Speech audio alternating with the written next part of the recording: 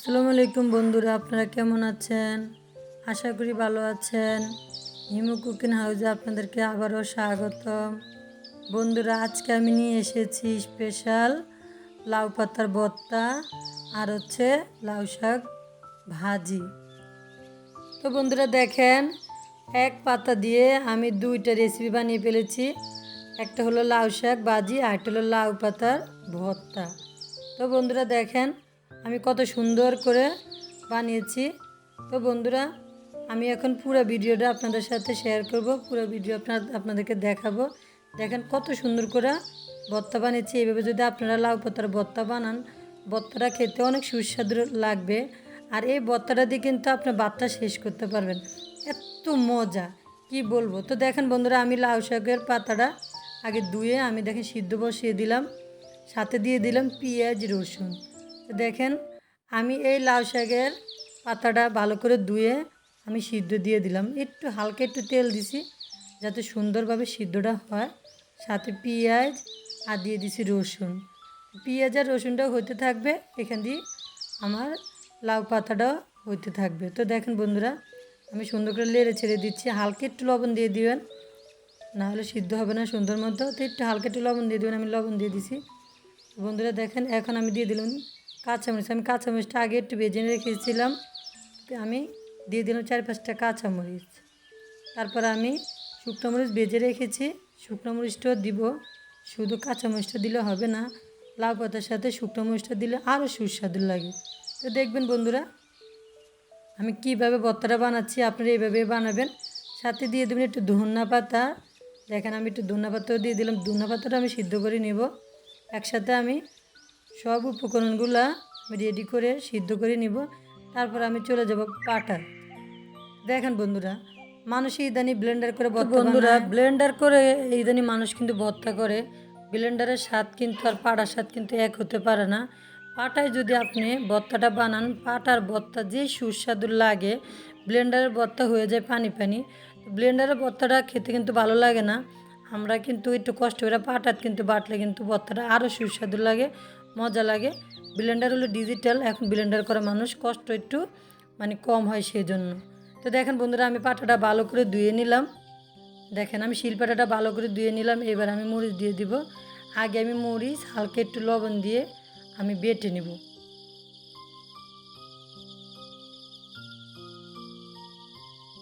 তো বন্ধুরা দেখেন আমি সাথে কাঁচামরিচটাও দিয়ে দিলাম। এখন আমি কাঁচামরিচ আর হচ্ছে লবণ দিয়ে আমি ভালো করে আগে বেটে নিব। দেখেন বন্ধুরা আমি আগে বাটতেছি। আর এটা মনে রাখবেন সবসময়, পাটার ভর্তা খেতে কত মজা, কত স্বাদ। আমাদের মা নানিরা আমাদেরকে পাটার বেটে ভর্তা বাটিয়ে খাওয়াতো, তারপরে পাটার মধ্যে ভাত মেখে আমাদেরকে ডেকে ডেকে লোকমা ধরে ধরে খাওয়াতো, আমরা খেতাম। কিন্তু আগের সেই ঐতিহ্য এখন মানুষ ধরে রাখে না। তো দেখেন বন্ধুরা এখন আমি দেখেন মরিচটা বেটে নিলাম। এবার আমি লাউ পাতাটা বেটে নেব। লাউ পাতাটা ভালো মতো বাটতে হবে, ভালো মতো মনে করেন শরীরের শক্তি দিয়ে একটু ভালো মতো বাটতে হবে, মিক্স করতে হবে, নাহলে কিন্তু ভালো লাগে না। দেখেন আমি ভালো মতোই বেটে নিব। একটু শক্তি লাগে পাটাত ভর্তা বানাইতে, এইটুকু আর কি, নাহলে আর কি। কিন্তু খাইতে তো অনেক সুস্বাদু লাগে, অনেক মজা লাগে। তো বন্ধুরা আজকে আমি যে ভর্তাটা বানালাম স্পেশাল লাউ পাতার ভর্তা, এই ভর্তাটা দিয়ে আপনারা একবার এইভাবে বানিয়ে খেয়ে দেখবেন যে মজা লাগে কিনা। যে কোনো জিনিস একটু মন দিয়ে করলে কিন্তু আসলে অনেক ভালো লাগে। তো আমি যে জিনিসে আমি করি আমি কিন্তু মন দিয়ে করি, একটু ভালোভাবে করার চেষ্টা করি। দেখেন বন্ধুরা আমি একটা বেটে দিলাম, একটা বাটলাম, আবার আমি বাটতেছি, দুইটা বাটা দিলাম আমি ভর্তাটারে, লাউ পাতাটারে। দেখেন আমি মরিচ আর লাউ পাতাটা একবার আমি বেটে নিলাম। আর এই যে লাউ পাতার একটা আঁশ দেখা যাচ্ছে, আমি ওইটাকে উঠিয়ে ফেলে দিচ্ছি, কারণ এটা থাকলে আঁশ আঁশ লাগবে, ভালো লাগবে না। তো দেখেন বন্ধুরা এবার আমি রসুন পেঁয়াজ আমি এখন বেটে আদা বাটা করে নিব, বেশি বাটবো না, আদা বাটা করে নিব।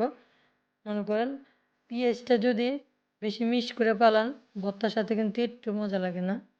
তো আমি ভালো মতো পেঁয়াজটাকে বাটবো না, আমি আদা বাটা করবো পেঁয়াজটাকে। তো দেখেন বন্ধুরা আমি আদা বাটিয়ে করবো, একটু একটু আমি রাখবো, যাতে পেঁয়াজটা অন্তত একটু দাঁতের তলে পড়ে। দেখেন বন্ধুরা, আমার ভর্তা বানানোর রেসিপিটা প্রায় হয়ে যাচ্ছে। তো আমি ভর্তাটা বাটার পরে আমি আবার আপনার করতে চলে যাব, লাউ শাক ভাজি করতে চলে যাব।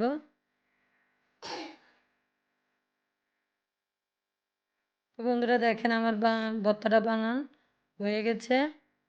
দেখেন ভর্তাটা বানানো আমার হয়ে গেছে। এখন আমি ভর্তাটাকে ভালো মতন মেখে নিব।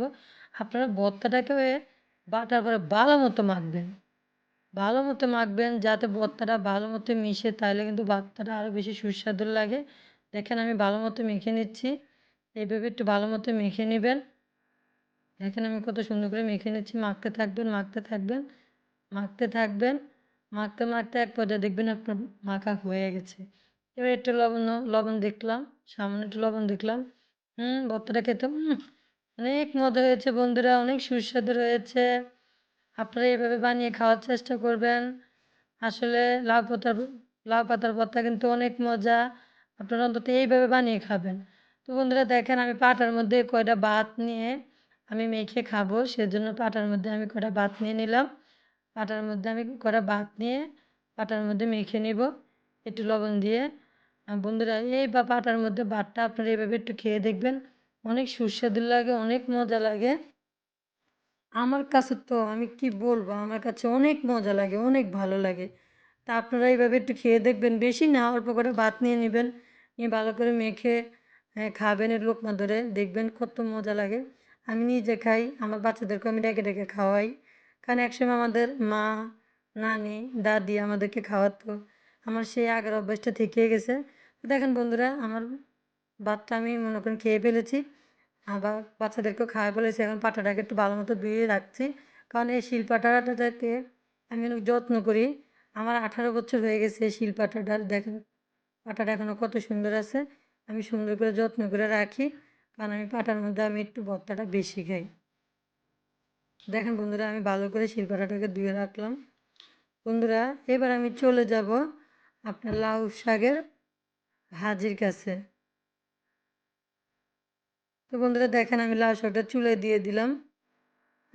দেখেন আমি চুলায় দিয়ে দিলাম, লাউ শাকটাকে কেটে রাখছিলাম আমি। তো এবার আমি লাউ শাকের মধ্যে মনে করেন একটু লবণ দিয়ে দিছি শুধু, লবণটা দিয়ে এখন আমি সিদ্ধ দিয়ে দিব। তো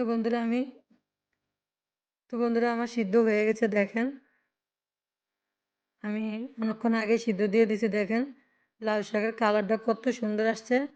তো বন্ধুরা দেখেন আমি পেঁয়াজ দিয়ে দিছি, রসুন দিয়ে দিছি, ভালো করে পেঁয়াজ আর রসুনটাকে ভেজে আমি শাকটা দিয়ে দিব।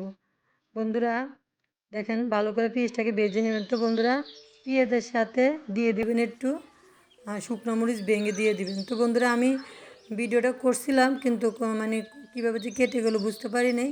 তো দেখেন বন্ধুরা আমি আপনাদেরকে বলে দিচ্ছি, এবার আমি পেঁয়াজের মধ্যে আমি একটু মরিচ ভেঙে দিচ্ছি। মনে করেন শুকনো মরিচ যদি ভেঙে দেন আপনি, আর পেঁয়াজটাকে যদি একদম লাল লাল করেন, তারপরে যদি আপনি এই লাউ শাকটা সাথে যদি ঢেলে দেন, অনেক মজা লাগবে, ঘ্রাণটা অনেক সুন্দর আসবে, বেরেস্তার মনে করেন ঘ্রাণটা অনেক সুন্দর আসে। তো দেখেন লাউ শাকটা আমার ভাজি হয়ে গেছে। তো দেখেন বন্ধুরা আমার মনে করেন আজকের রেসিপিটা তৈরি হয়ে গেছে, লাউ শাকের ভাজি আর হচ্ছে লাউ পাতার ভর্তা। তো বন্ধুরা আমার ভিডিওটা যদি আপনাদের ভালো লাগে থাকে, অবশ্যই আমাকে আপনারা লাইক করবেন, কমেন্ট করবেন, বেশি বেশি করে আমার ভিডিওটা আপনারা শেয়ার করে দেবেন। আর অবশ্যই বন্ধুরা আমাকে সাবস্ক্রাইব করতে ভুলবেন না। তো ঠিক আছে বন্ধুরা, ভালো থাকবেন, সুস্থ থাকবেন। আমি আবার